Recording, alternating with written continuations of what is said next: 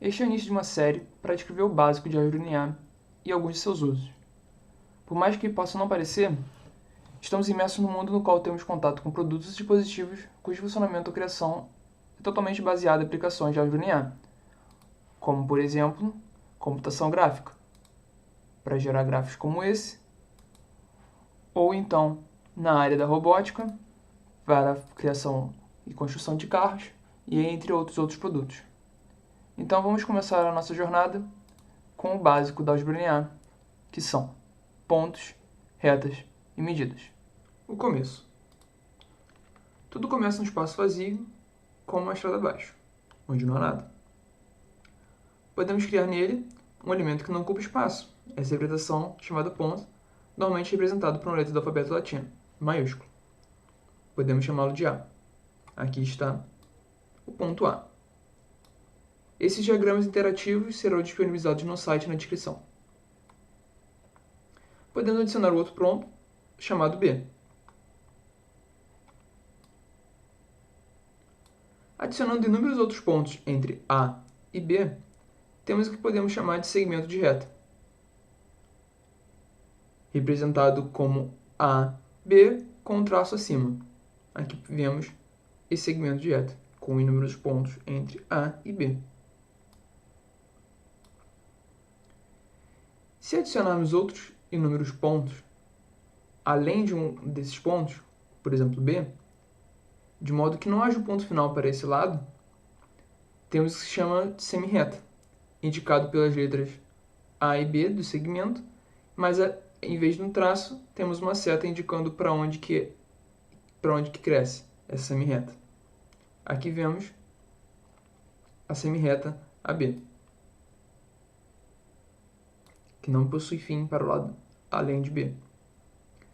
Semelhantemente, é possível fazer o mesmo para o outro lado, criando a semirreta AB com a seta virada para o lado de A, ou BA com a seta virada novamente para o lado de A. São duas maneiras de representar a semirreta. Aqui vemos a semirreta BA, agora com inúmeros pontos além de A. Agora, se fizermos o mesmo para os dois lados, temos o que chama de reta, geralmente representado por uma letra do alfabeto latino minúscula. Por exemplo, se aumentarmos o número de pontos tanto para A e para B, podemos ter essa reta e vamos chamá-la de R. O espaço entre dois pontos em um segmento de reta é chamado de distância.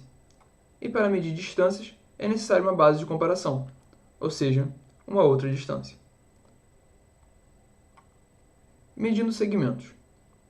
Digamos que queremos medir um segmento BC, então precisamos de uma base e usaremos AB como base de comparação.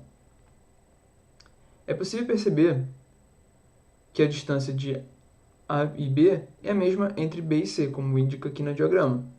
A distância entre A e B é a mesma de BC. Então, dessa forma, vemos que o espaço entre A e C é igual a 2 vezes o espaço entre A e B. Como vemos no diagrama, uma vez, 2 vezes. O inverso também é possível. Podemos usar AC para medir a B. Dessa forma, podemos ver que o espaço entre A e B equivale à metade do espaço entre A e C. Então, podemos escolher um segmento como base de comparação, que diremos que possui distância igual a 1. Assim, criamos o segmento unitário, a nossa unidade medida. Por exemplo, se usarmos AB como unidade de medida, a distância AC é igual a 2 vezes, que é 2 vezes a distância AB. O estudo sobre unidade de medida se chama metrologia. E na Convenção do Metro, em 1875, no Escritório Internacional de Pedidos e Medidas, em Paris, convencionou-se o uso de uma unidade padrão de medida de distância, chamada metro, que significa medida. E essa foi a unidade de medida de distância do Sistema Internacional de Medidas que é utilizado até hoje.